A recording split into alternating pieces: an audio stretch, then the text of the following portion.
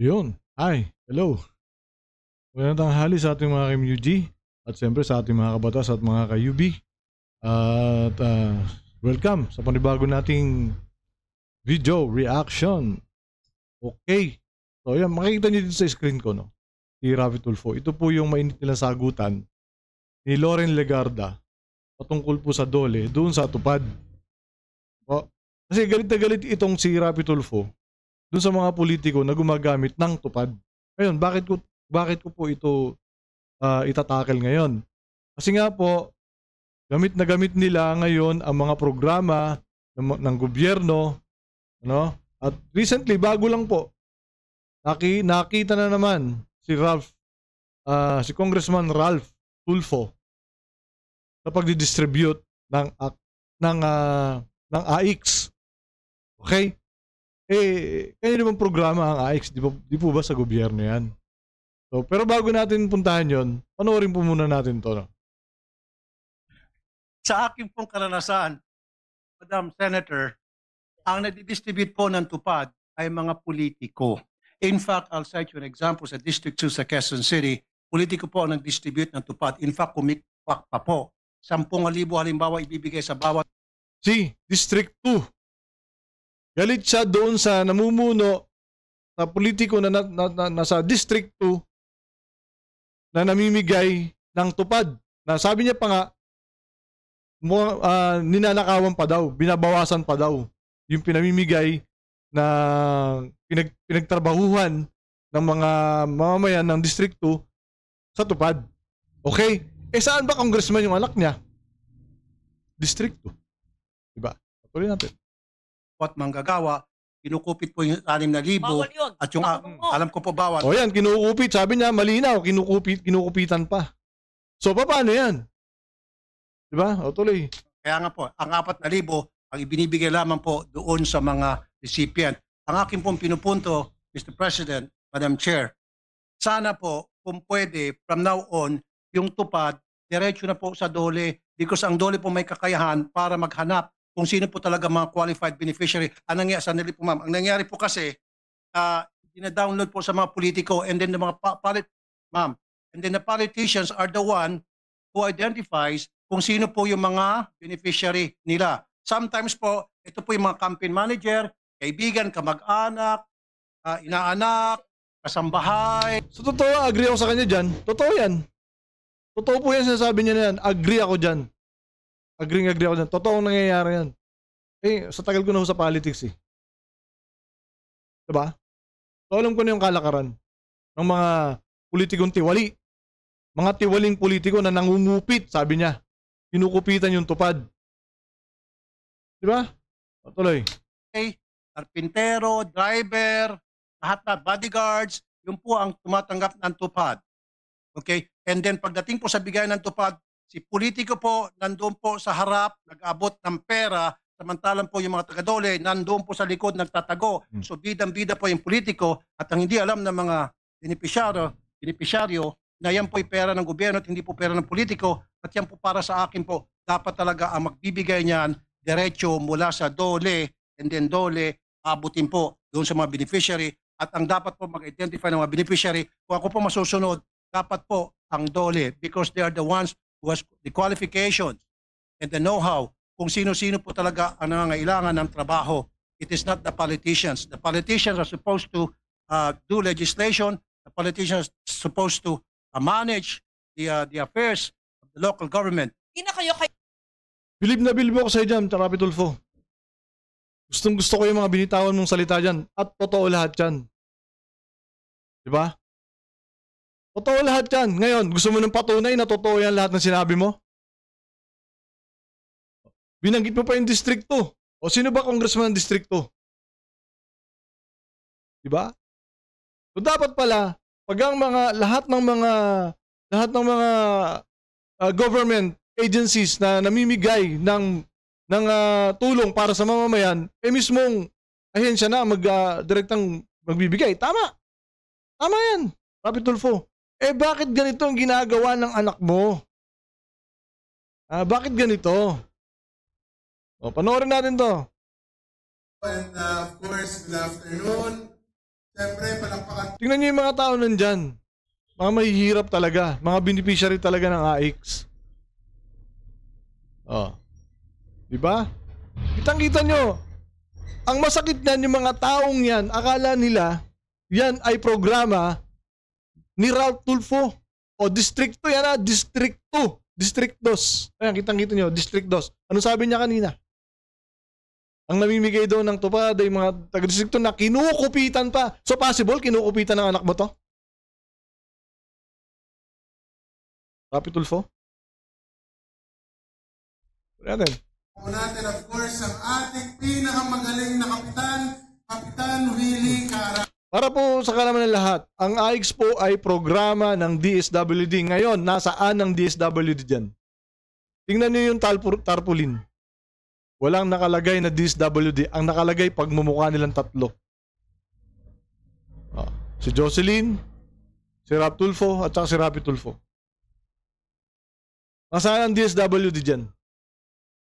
Rapi Tulfo. Sige nga. Thank you po. Thank you sa laging pagsama at pagsuporta sa... Ayan, kitang-kita. O, tingnan naman natin kung babanggitin ba ni Rap Tulfo ang DSWD sa mga babatiin niya.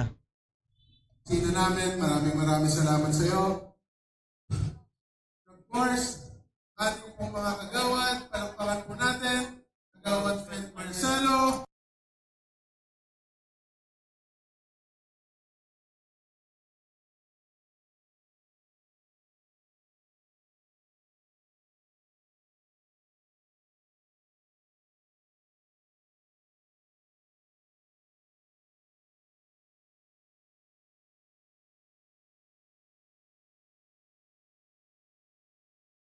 Kagawad Edith Ocampo, Kagawad Franz Lihano, Kagawad Mitzel Ordora, Kagawad June Quizon, Kagawad Pat Suarez, Kagawad Jerry Toledo, of course, ang ating SK Chairman, Pia Odo, of course, ang ating NASCI President, si Selmy Santos, at syempre, nandito rin po, kasama natin ang mga staff ng ating Councilor Mikey Belmonte, and Councilor Godi Liban, and of course, ating Mayor Joy Belmonte.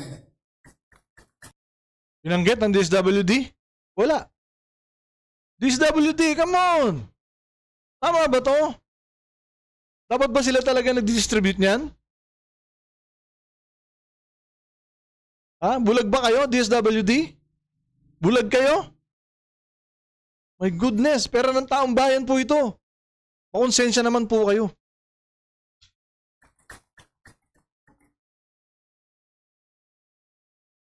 So, patapos na po sila dyan sa baba, sa SMB Court, yung DSWD.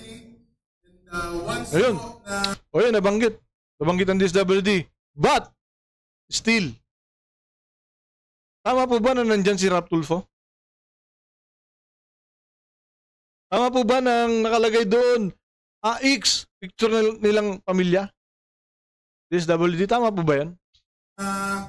Tapos sila dyan, akit po sila dito, and nakita ko naman po, medyo konti naman po kayo dito, so sa tingin ko, pagdating ng DSWD, baka mga 15 to 20 minutes, tapos na po kayo lahat.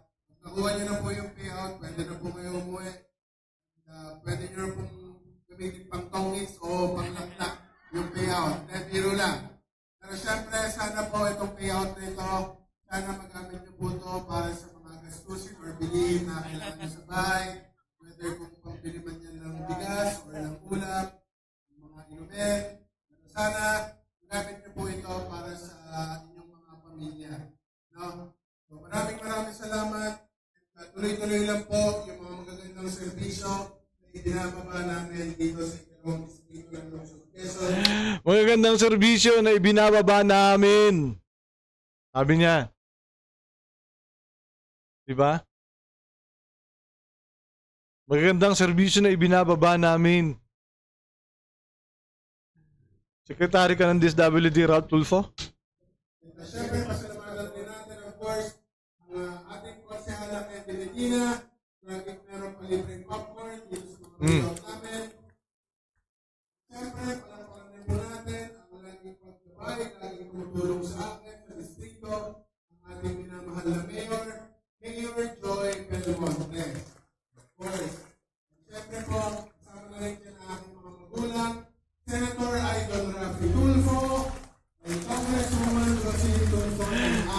Tayo tayo dyan. Maraming salamat po ulit. Ayos. Ayos. Banggit ang pamilya, banggit ang mayor, banggit ang ano. Lahat ng politiko. Diba? DSWD. Oh. DSWD. So, kinukonsinti nyo yung mga ganito. Ginagamit po nila yung pera ng taong bayan. Para po sa kanilang kampanya. Biro mo yung mga tao. Diba? Wala mo lang nagtataka bakit nandyan si Rap Tulfo. Ang alam nila, programa ni Rap Tulfo yan. Hindi ng DSWD. Do binanggit yung DSWD. Oh, sige, assuming binanggit niya. Diba? Dapat nandyan siya. At yung tarpaulin, kitang-kita ninyo. DSWD. Grabe naman po kayo. Hindi na po tama ito. Mga kababayan. Gising po tayo mga kababayan. Hindi po tama ito. Ginigisa po tayo sa sarili nating mantika. Sa mga pamilyang Tulfo na ito. Tama, mali. O ngayon, bigyan ko kayo ng konting information about dito sa AIX na to. Sino ba ang dapat namimigay ng AIX? Okay?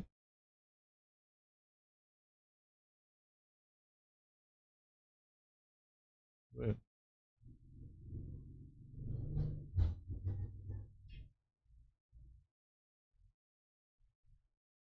Ano po ah?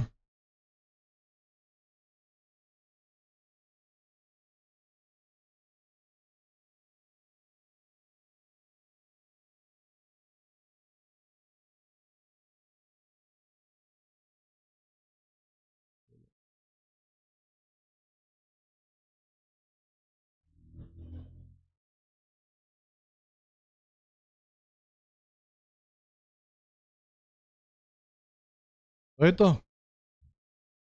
Ayan. O, sabi dito, sino ba ang dapat nagdi-distribute ng AIX o pilot?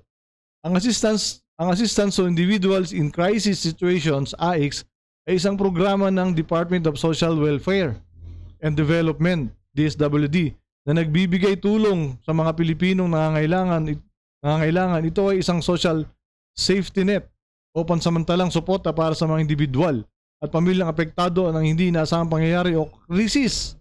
Ang AIX ay maaaring magkaloob ng tulong sa iba't ibang anyo tulad ng pamamahagi ng food packs. Ito ay pagbibigay ng mga kahon at pagkain o cash aid sa pagkain, para sa pagkain. Cash assistance ito ay direktang tulong pinansyal para sa iba't ibang pangangailangan tulad ng medical, pamasahe, pampalibing at iba pa. Ang DSWD ay namumuno sa pagpapatupad ng AIX. Sila ang nagdi-distribute ng tulong sa mga nangangailangan. Sila po. Diba ang layunin mapabuti ang kalidad ng buhay ng mamamayan, lalo na mga mahihirap, vulnerable at marginalized sectors ng lipunan. My goodness. Bakit nandyan ang mga Tulfo? Bakit gamit na gamit nila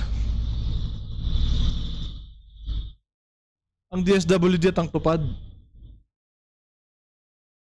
Pati nga test na ginagamit eh.